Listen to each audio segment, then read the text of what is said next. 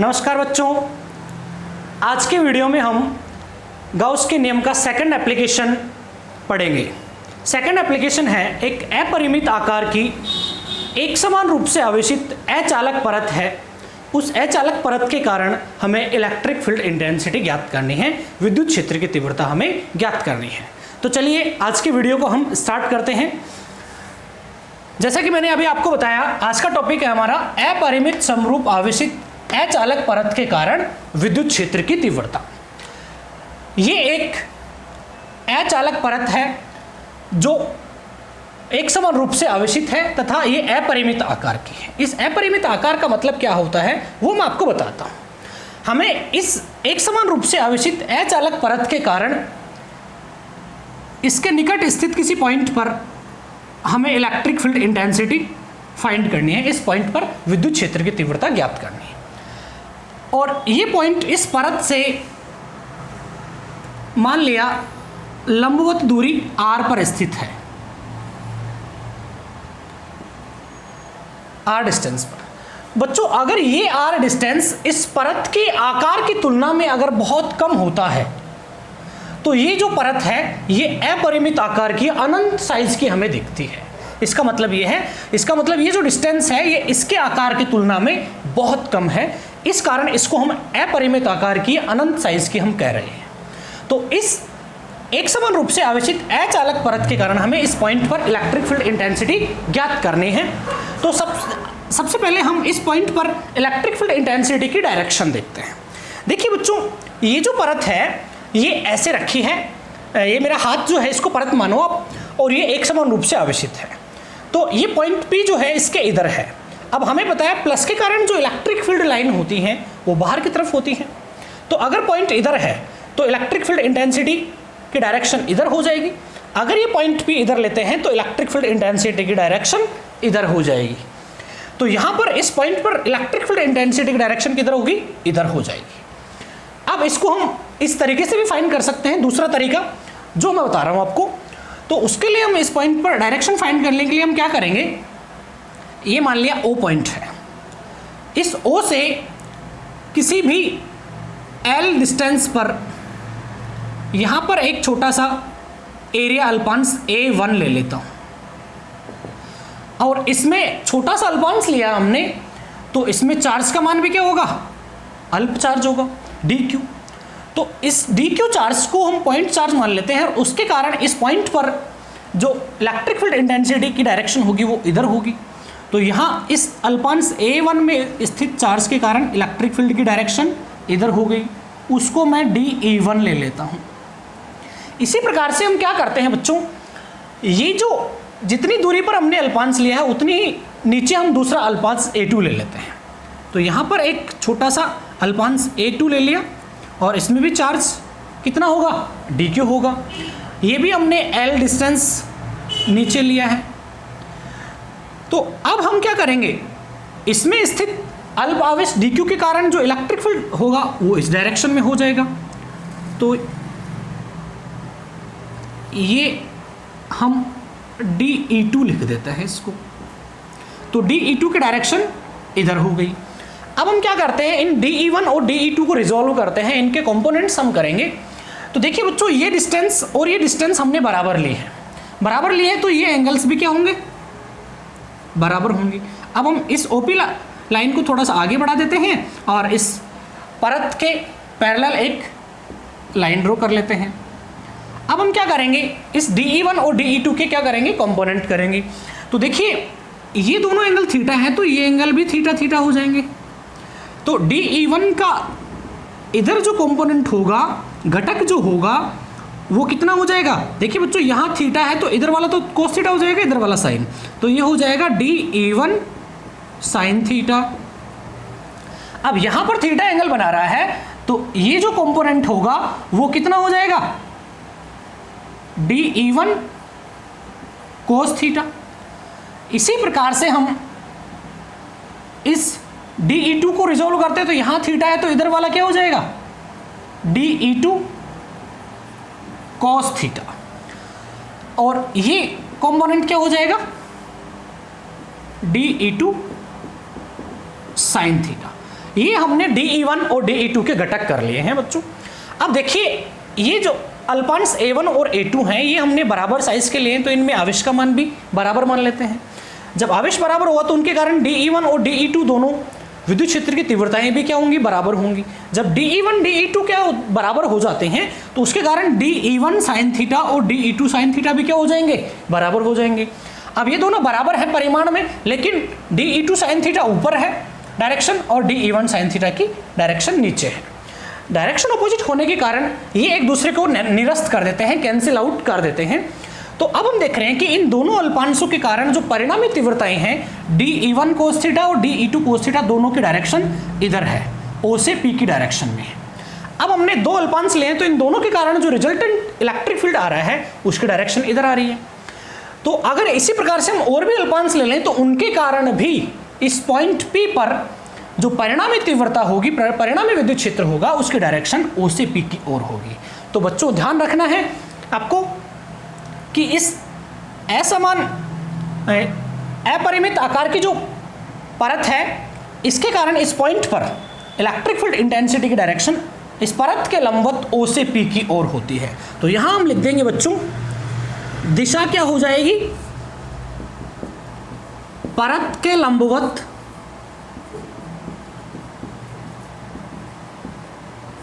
बिंदु O से P की ओर। ये आपको इलेक्ट्रिक फील्ड इंटेंसिटी की डायरेक्शन याद करनी है, डायरेक्शन याद रखनी है। अब हम क्या करेंगे बच्चों, इस पॉइंट P पर इलेक्ट्रिक फील्ड इंटेंसिटी का मैग्नीट्यूड याद करेंगे, परिमाण याद करेंगे। तो परिमाण याद करने के लिए आपको बता रखा है कि हम एक गाउसियन सरफेस लेते हैं और वो गाउसियन सरफेस एक सिमेट्रिक सरफेस होनी चाहिए।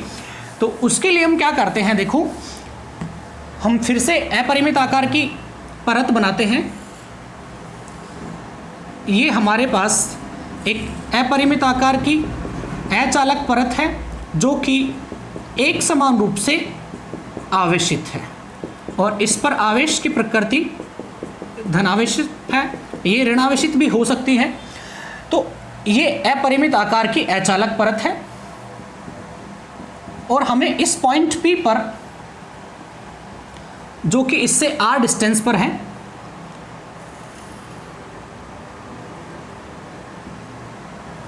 इस पॉइंट P पर हमें इलेक्ट्रिक फील्ड इंटेंसिटी ज्ञात करनी है। तो हम क्या करते हैं बच्चों, एक गाउसियन सरफेस लेते हैं।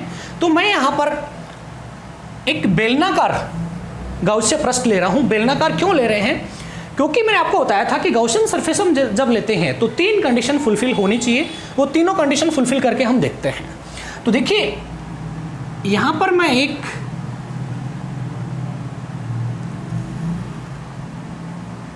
बेलनाकार गाउसियन सरफेस ले रहा हूं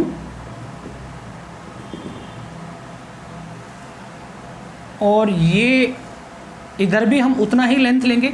यहाँ से यहाँ तक की जो डिस्टेंस है इसको हम ऐसे ना बना के, ये यहाँ से यहाँ तक की जो डिस्टेंस है वो भी r है और यहाँ से यहाँ तक की डिस्टेंस भी r है।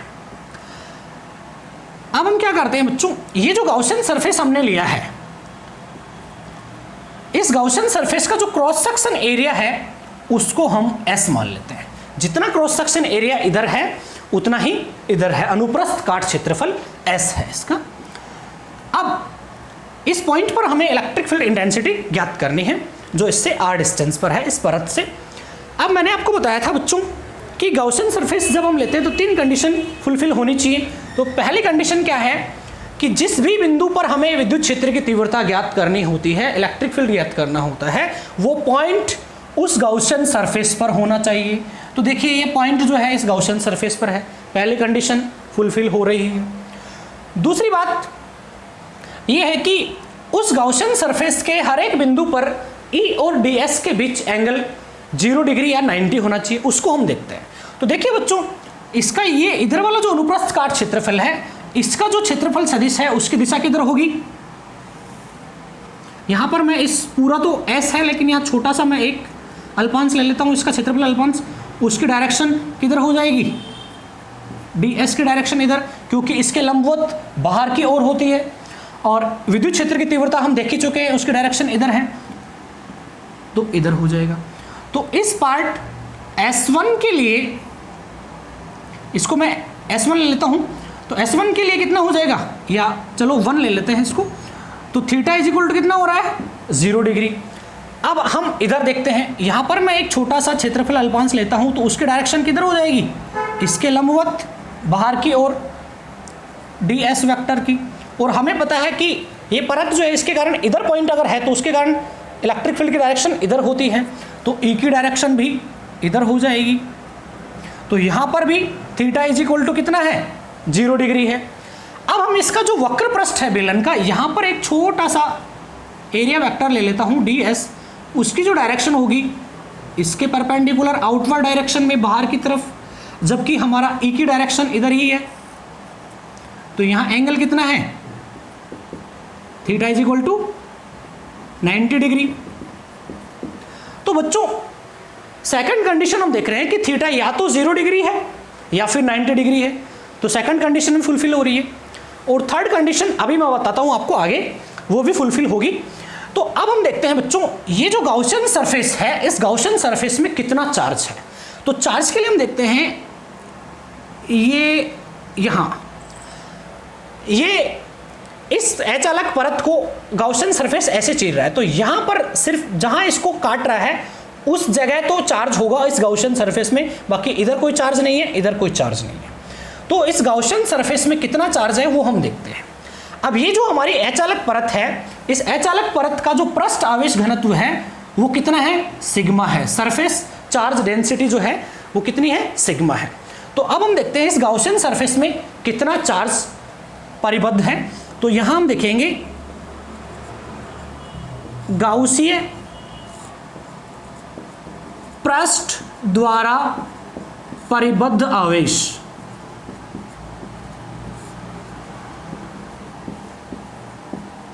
गाउसीय पृष्ठ द्वारा परिबद्ध आवेश, कुल आवेश हम देखते हैं तो Q इज इक्वल टू कितना हो जाएगा, सिग्मा इंटू एस, पृष्ठ आवेश घनत्व इंटू एरिया जो है वो आवेश के बराबर होता है, क्योंकि आपको बताया हुआ है सिग्मा बराबर क्या होता है, Q अपॉन एस। पृष्ठ आवेश घनत्व क्या होता है, आवेश बटे क्षेत्रफल। और इसका जो डिटेल वीडियो है वो आपको कंटिन्यूअस चार्ज डिस्ट्रीब्यूशन वाले वीडियो में मैंने बता रखा है, और उसका लिंक आपको डिस्क्रिप्शन में मिल जाएगा। तो यहाँ पर हमें देखेंगे, हम देख रहे हैं कि इस गाउसियन सरफेस में कितना चार्ज परिबद्ध है, Q is equal to sigma into s. तो अब हम इस पॉइंट पर इलेक्ट्रिक फील्ड इंटेंसिटी ज्ञात करते हैं, किस नियम से, गाउस के नियम से। तो यहाँ हम गाउस का नियम अप्लाई करेंगे, गाउस के नियम से। तो गाउस का नियम क्या है, integration E vector dot ds vector is equal to Q upon epsilon naught. यहाँ Q टोटल आता है इस गाउसियन सरफेस में कितना अंदर कुल आवेश है। तो यहाँ पर बच्चों ये जो पार्ट है इसको फर्स्ट पार्ट हम कह रहे हैं, इसको हम सेकंड पार्ट कह रहे हैं, और ये थर्ड पार्ट हो गया वक्र पृष्ठ जो है इसका। अब हम यहाँ देख रहे हैं कि इस Q की वैल्यू हम यहाँ से सिग्मा इंटू एस पुट कर सकते हैं।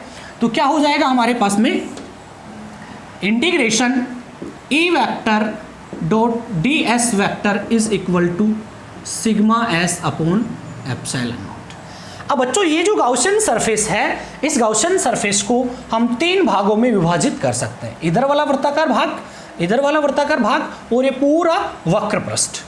तो 3 भागों में विभाजित कर देंगे तो ये बंद का जो साइन है वो हट जाएगा, क्योंकि यहाँ बंद का जो साइन है समाकलन के चिन्ह पर, ये इस पूरे बंद गाउसियन सरफेस को रिप्रेजेंट कर रहा है। तो यहाँ से हम लिख देंगे E vector dot ds vector first part के लिए plus E vector dot ds vector second part के लिए plus integration E vector dot ds vector third part के लिए equal to sigma s upon epsilon naught. अब बच्चों हम देख रहे हैं फर्स्ट पार्ट जो है हमारा, उसके लिए थीटा बराबर कितना है 0, तो डॉट प्रोडक्ट है तो इसको ओपन करेंगे अपन, ईडीएस कोस थीटा हो जाएगा, थीटा की जगह 0 पुट कर देंगे, तो ये क्या आ जाएगा हमारे पास, ईडीएस कोस 0 डिग्री।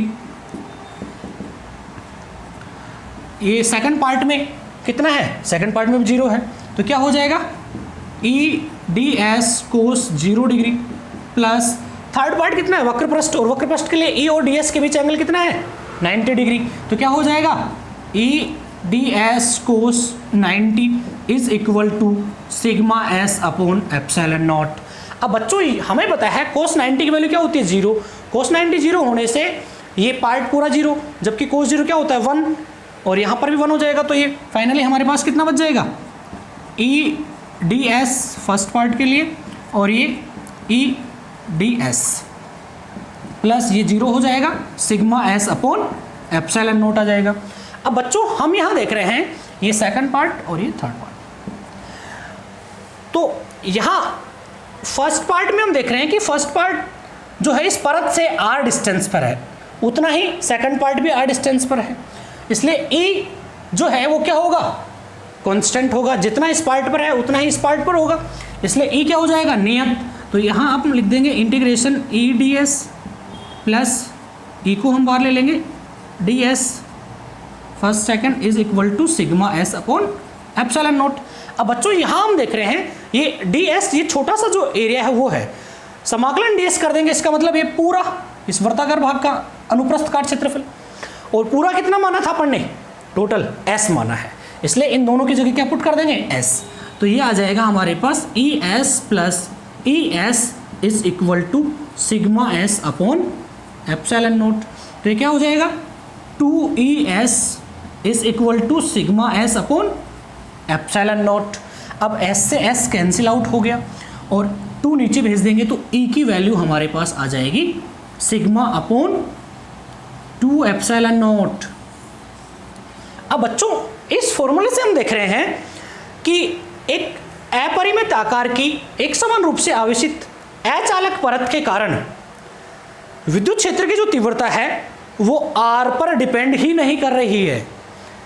ये डिस्टेंस क्या थी r, क्योंकि r दूरी पर देखना था ना हमें, तो यहाँ फॉर्मूले में r नहीं आ रहा है। इसका मतलब क्या होता है कि इस परत के कारण जो विद्युत क्षेत्र उत्पन्न होता है वो दूरी पर डिपेंड नहीं कर रहा है, वो एक समान विद्युत क्षेत्र है। तो यहाँ हम ग्राफ हम इसको सदिश रूप में हम लिखें तो सदिश रूप में क्या हो जाएगा, देखिए E vector is equal to sigma upon 2 epsilon naught n cap. यहाँ एन कैप क्या है, इस परत के लंबवत एकांक सदिश है जो बाहर की तरफ रिप्रेजेंट कर रहा है, एन कैप ई की डायरेक्शन को रिप्रेजेंट कर रहा है। यहाँ ग्राफ हम ड्रॉ करें तो ग्राफ देखिए इस अक्ष पर मैं सिग्मा ले लूँगा और इस अक्ष पर मैं ई ले लूँगा, तो सिग्मा के बढ़ने पर ई का मान क्या होता है, बढ़ता जाता है, तो ग्राफ ऐसा आ जाएगा। लेकिन आर पर कोई फर्क नहीं पड़ रहा है, यहाँ ई और यहाँ आर लेते हैं तो आर के बढ़ने पर आर पर डिपेंड ही नहीं कर रहा है, तो आर के साथ ई क्या रहता है, नियत रहता है। तो बच्चों ये समरूप विद्युत क्षेत्र उत्पन्न करने में काम आती है ये परत जो है। तो इस प्रकार हम एक अपरिमित समरूप आवेशित अचालक परत के कारण विद्युत क्षेत्र की तीव्रता कितनी होती है उसका फॉर्मूला हम फाइंड करते हैं। अब इसके कुछ स्थितियां हैं वो हम देखते हैं बच्चों। तो देखिए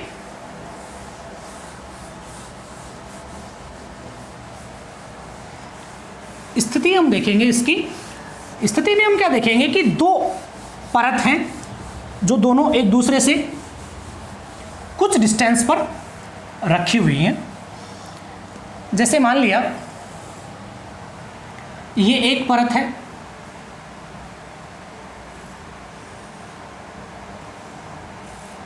और एक परत ये है, और ये दोनों समान रूप से आवेशित हैं। ये भी पॉजिटिवली चार्ज है और ये भी, इधर वाली भी पॉजिटिवली चार्ज है, और इन दोनों का जो पृष्ठ आवेश घनत्व है इसका भी सिग्मा है और इसका भी सिग्मा है। अलग अलग भी हो सकता है लेकिन अपन यहाँ बराबर लेके चल रहे हैं। अब इन दोनों, ये दोनों परत ऐसे रखी हैं तो इनके कारण यहाँ इनके बीच में जो पॉइंट होगा उस पॉइंट पर विद्युत क्षेत्र की तीव्रता कितनी होगी और इस परत के इधर विद्युत क्षेत्र की तीव्रता कितनी होगी वो हमें याद करनी है, और इस परत के इधर विद्युत क्षेत्र की तीव्रता कितनी होगी। तो यहाँ हम ये P, Q और R इन तीनों पॉइंट्स पर हमें इलेक्ट्रिक फील्ड ज्ञात करना है। तो देखिए बच्चों ये जो परत है, इस परत के कारण जो विद्युत क्षेत्र है उसको मैं A1 मान रहा हूँ, और इसके कारण जो विद्युत क्षेत्र है उसको मैं E2 मान रहा हूँ। अब यहाँ हम देखेंगे कि इसके कारण इस पॉइंट पर जो इलेक्ट्रिक फील्ड होगा उसकी डायरेक्शन इधर हो जाएगी E1 की, और इसके कारण इस पॉइंट पर इधर हो जाएगी क्योंकि प्लस की है, तो प्लस के कारण क्या होता है बाहर की तरफ। जबकि इस Q पॉइंट पर हम देखते हैं तो Q के कारण ये प्लस है तो इसके कारण इधर भी, और ये प्लस है तो इसके कारण इस पॉइंट पर E1 E2 दोनों सेम डायरेक्शन में होंगे। तो यहाँ E1 की डायरेक्शन भी इधर हो गई और E2 की डायरेक्शन भी इधर हो गई। सिमिलरली हम अगर R पॉइंट पर देखते हैं तो R पॉइंट इस परत के इधर है तो प्लस के कारण इलेक्ट्रिक फील्ड इधर होगा, तो यहाँ E1 की डायरेक्शन भी इधर हो गई और E2 की डायरेक्शन भी इधर हो गई। तो अब हम सबसे पहले P पॉइंट पर याद करते हैं। तो EP क्या हो जाएगा हमारे पास, ऑपोजिट डायरेक्शन में है बच्चों। तो देखिए E1 माइनस E2, हम यहाँ पर E1 को पॉजिटिव ले रहे हैं क्योंकि यहाँ से हम इसको रेफरेंस पॉइंट माने तो इस डायरेक्शन में जो x डायरेक्शन में प्लस x दिशा में जो विद्युत क्षेत्र उसको हम पॉजिटिव ले रहे हैं और इधर नेगेटिव ले रहे हैं। तो यहाँ E1 की जो वैल्यू है वो कितनी है, sigma upon 2 epsilon not, minus E2 की डायरेक्शन, E2 की वैल्यू भी कितनी हो जाएगी, सिग्मा अपॉन 2 एप्सिलॉन नॉट। तो दोनों ये दोनों बच्चों ये दोनों बराबर होने के कारण क्या हो जाते हैं, एक दूसरे को कैंसिल कर देते हैं और EP की वैल्यू कितनी आ जाती है, 0 आ जाती है। तो याद रखना है अगर ये दोनों परत पर पृष्ठ आवेश घनत्व तो बराबर है तो उनके बीच में, और दोनों समान रूप से आवेशित हैं, तो उनके बीच में विद्युत क्षेत्र का मान क्या होता है, 0 होता है। अब हम देखते हैं Q पॉइंट पर। तो EQ इज इक्वल टू क्या हो जाएगा बच्चों, सेम डायरेक्शन में है तो यहाँ ऐड कर देंगे तो E1 plus E2, E1 plus E2 हो जाएगा। तो E1 की वैल्यू भी सिग्मा अपॉन 2 एप्सिलॉन नॉट और इसकी वैल्यू भी सिग्मा अपॉन 2 एप्सिलॉन नॉट। तो कितना हो जाएगा ये 2 सिग्मा अपॉन 2 एप्सिलॉन नॉट, 2 से 2 कैंसिल, तो ये आ जाएगा sigma upon epsilon not EQ। तो EQ की वैल्यू इस Q पॉइंट पर इलेक्ट्रिक फील्ड जो होगा उसकी वैल्यू होगी सिग्मा अपॉन एप्सिलॉन नॉट। अब हम देखते हैं इसी प्रकार से R पॉइंट पर ER। अब बच्चों मैंने आपको बताया कि इस डायरेक्शन में इलेक्ट्रिक फील्ड को हम पॉजिटिव ले रहे हैं प्लस x दिशा में, तो इसके इधर हम क्या ले लेंगे, नेगेटिव हो जाएगा। तो ये दोनों ही इधर है नेगेटिव डायरेक्शन में, तो ER क्या हो जाएगा, माइनस E1 माइनस E2, दोनों नेगेटिव x दिशा में है। तो यहाँ क्या हो जाएगा, sigma upon 2 epsilon not E1 की वैल्यू और E2 की वैल्यू भी minus sigma upon 2 epsilon naught. तो माइनस हम कॉमन ले लेंगे और ये क्या हो जाएगा 2 सिग्मा अपॉन 2 एप्सिलॉन नॉट, 2 से 2 कैंसिल, तो minus sigma upon epsilon not. ये आ जाएगा R पॉइंट पर इलेक्ट्रिक फील्ड। अब हम यह देख रहे हैं बच्चों, यह माइनस का साइन सिर्फ ये रिप्रेजेंट कर रहा है कि उसकी डायरेक्शन जो है इलेक्ट्रिक फील्ड की R पॉइंट पर वो इधर होगी। तो इस प्रकार हम दो अचालक परत के कारण उनके बीच में इधर और इधर हम इलेक्ट्रिक फील्ड ज्ञात कर सकते हैं। अब इसका अगला केस हम देखते हैं कि अगर मान लो ये प्लेट नेगेटिव प्लेट हो तब क्या होगा। तो देखिए बच्चों ये नेगेटिव प्लेट हो जाएगी तो उस केस में हम देखते हैं इलेक्ट्रिक फील्ड इंटेंसिटी कितनी होती है। तो यहाँ इस डायग्राम को मिटा के इधर बता देता हूँ। तो यहाँ हम देखेंगे ये हमारे पास में पॉजिटिव प्लेट है जिसका पृष्ठ आवेश घनत्व कितना है, प्लस सिग्मा है, और ये जो है नेगेटिवली चार्ज है और इसका जो पृष्ठ आवेश घनत्व है वो माइनस सिग्मा है।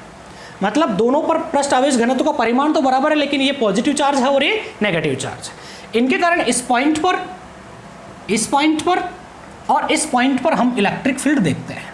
तो देखिए बच्चों इसके कारण जो इलेक्ट्रिक फील्ड है उसको फिर से मैं E1 मान रहा हूँ और इसके कारण जो इलेक्ट्रिक फील्ड होगा उसको मैं फिर से E2 मान रहा हूँ। तो देखिए E1 जो है ये प्लस चार्ज है पॉजिटिवली चार्ज है, तो पॉजिटिव के कारण इस पॉइंट पर इलेक्ट्रिक फील्ड किधर होगा, इधर, E1 की डायरेक्शन इधर होगी।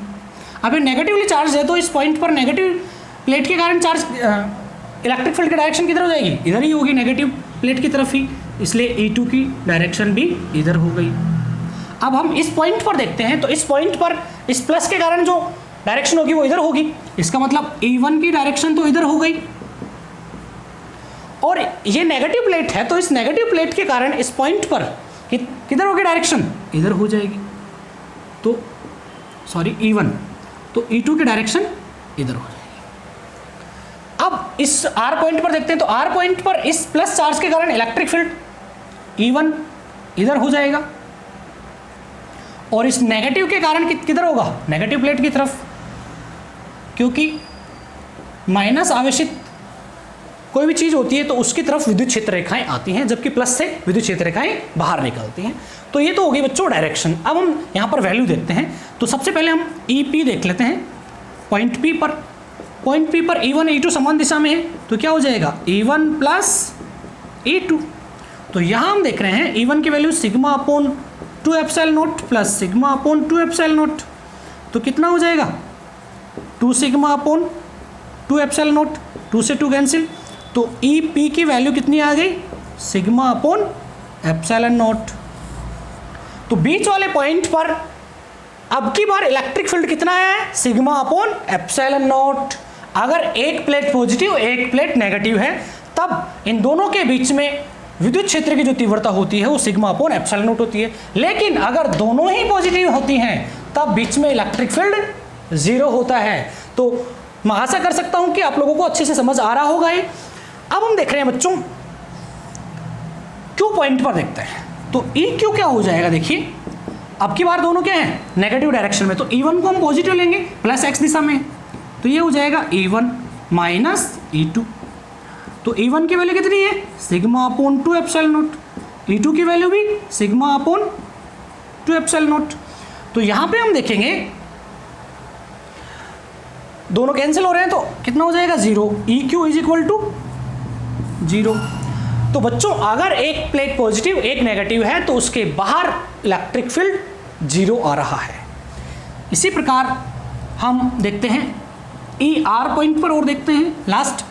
तो R पॉइंट पर हम देख रहे हैं, तो R पर यहाँ पर E1 जो है वो नेगेटिव डायरेक्शन में, तो माइनस का E1 प्लस E2, तो यहाँ minus sigma upon epsilon not plus sigma upon 2 epsilon naught. तो ये फिर से ये नेगेटिव और ये पॉजिटिव, फिर से ER क्या हो जाएगा, 0। तो बच्चों आपको याद रखना है कि अगर दोनों प्लेट पॉजिटिव हैं और उन पर सरफेस चार्ज डेंसिटी अगर बराबर है तो उनके बीच में इलेक्ट्रिक फील्ड 0 होता है, और उसके इधर और इधर electric field sigma upon epsilon not, sigma upon epsilon naught, यहाँ माइनस को तो डायरेक्शन को रिप्रेजेंट कर रहा है।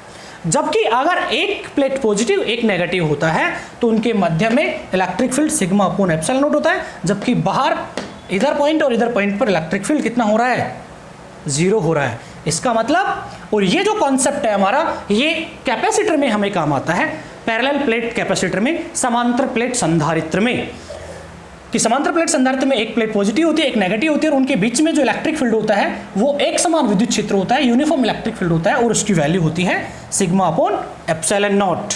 तो इस प्रकार हम एक अपरिमित आकार की एक समान रूप से आवेशित अचालक परत के कारण विभिन्न बिंदुओं पर इलेक्ट्रिक फील्ड ज्ञात करते हैं। बच्चों मैं आशा करता हूँ आज का वीडियो आपको अच्छे से समझ आया होगा, और वीडियो अगर अच्छे से समझ आया है तो प्लीज़ वीडियो को लाइक कीजिएगा, और अगर आप चैनल को पहली बार देख रहे हैं तो प्लीज़ चैनल को सब्सक्राइब कीजिएगा। धन्यवाद।